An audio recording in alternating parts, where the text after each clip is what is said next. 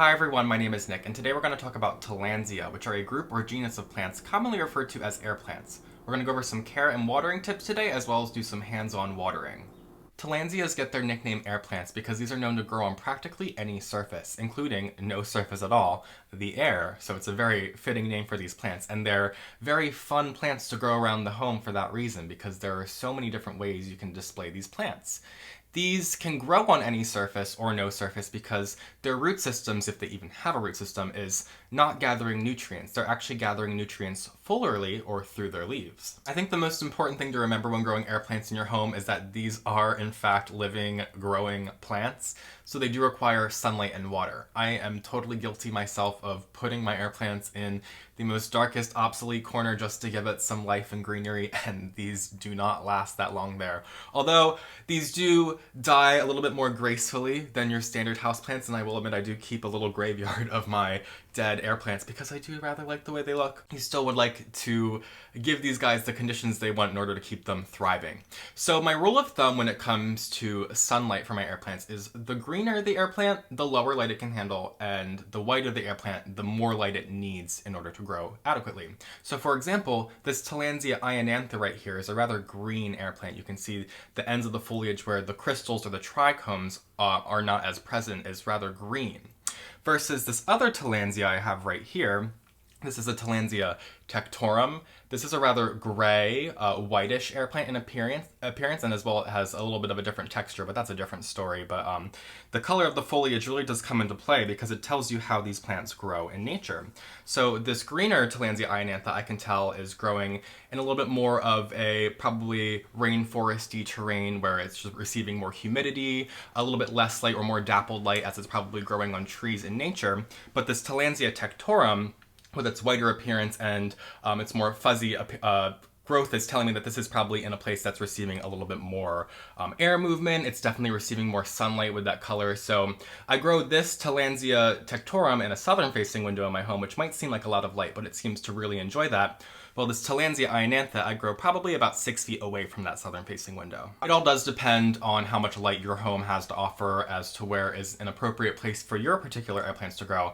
But I probably don't push more than 8 to 10 feet away from my windows for my greenest of air plants, unless they are underneath a grow light, which, can supplement some light that those plants do need to survive. I do prefer air plants that are a little bit more thicker in their structure. This Tillandsia ionantha is a great example, but this Tillandsia harrisii is a great one as well, or Tillandsia xerographica, which is a very popular one.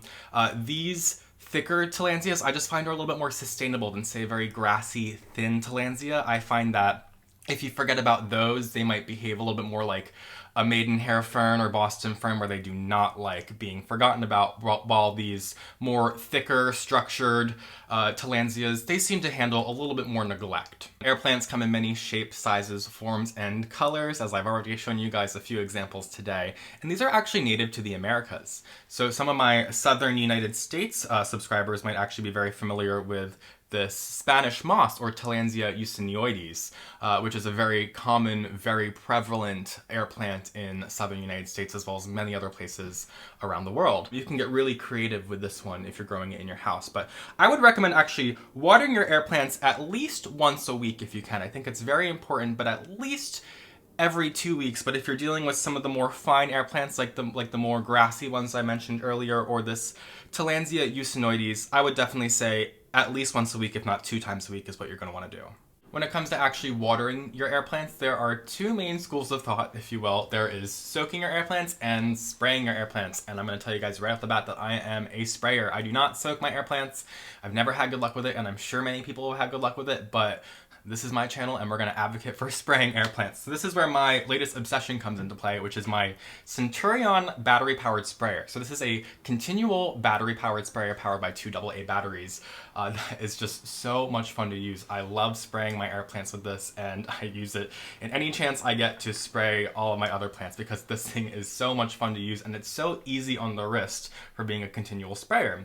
So as this uses 2 AA batteries, you just simply unscrew the top, and there is a little compartment right here for the batteries. So you just simply unscrew it, and I'm going to put my batteries in the way that it is recommending me to do so.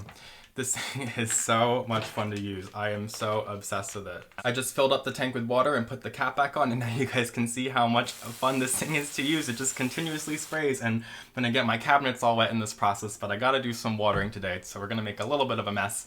This is actually for sale at Menards, so I'm gonna leave a link in my description as to where you guys can go buy this. And when I spray my air plants, I like to just give them a really, really good soaking. I like to really get all inside the crevices, all below the plant, and just give it a really, really, really good soak.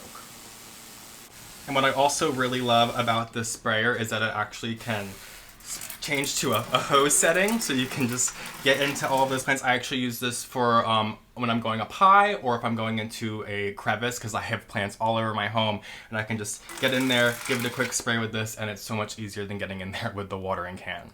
I'm gonna change it back to my mister setting so I can keep watering my plant. And I really do like to give my air plants, like I said, a really, really good spray. I like to make sure they are completely soaked, but like I said, I don't like to soak my air plants by dunking them. When you soak your air plants, you dunk them in a vessel of water and let them sit for a little while, and I just find they rot sometimes if I am not as mindful with that. But spraying them is a surefire way for me to make sure I'm not gonna water them too much, but I will still be able to give them a really, really good soaking.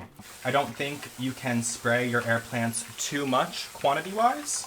And this sprayer actually can be used with any water-based liquid. So after I'm done spraying my air plant and getting it completely soaked, I'll give it a little bit of a shake if it's one of these like thicker air plants like this Tillandsia right here.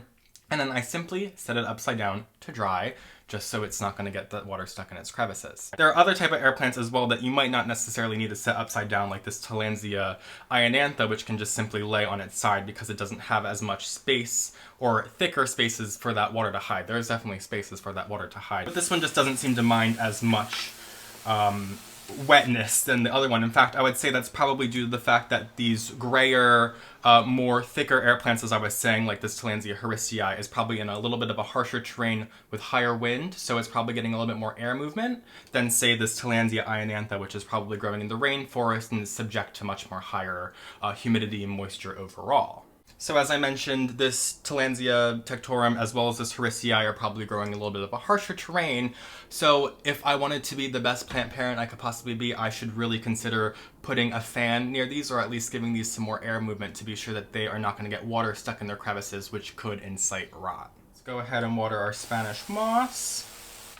I love how this is just a continual sprayer that puts no pressure on my wrist, and there's no pumping. I use sprayers at work, Urban Jungle, and they all require a lot of pumping, and it's just a lot of pumping all day, so I should really consider bringing this to work with me. And as I mentioned, I really love that this can also not only just spray a mist, but spray a fine stream, because I can just get up here and quickly water my little Ripsalis that needed a good drink really quickly, and then I can go ahead and get back to watering my Spanish moss. And now that all my air plants are watered, I just like to simply set them at the edge of my counter within a few feet of a window where it's brightly ambient lit. And if I can, I'll move my fan over so I can give them a little bit of air movement for those ones that grow in a little bit of a harsher terrain and just don't want to stay as wet as, say, the Spanish moss and my Tillandsia ionantha wouldn't mind. You might also want to consider getting your air plants a foliar fertilizer, which is just a spray that you would use in your air plants at least once or twice a month, just to be sure that you're giving these very unique plants the nutrients that they require. Air plants are so much fun to grow in the home because there are just simply so many ways to display them. You can just simply set them on the counter, or you can hang them on the wall in a basket, or hang them in one of those glass spheres, or I make air plant mounts for them and I absolutely adore it. There is just so much to love about these really incredibly unique plants. If you have any air plant care tips of your own, be sure to leave them in the comments below, and be sure to check out the Centurion battery-powered sprayer, which I have linked below. Thank you guys so much for watching. If you don't already, follow me on Instagram at PhileFoliage, subscribe to my channel, and I will see you guys in my next video. Have a great day!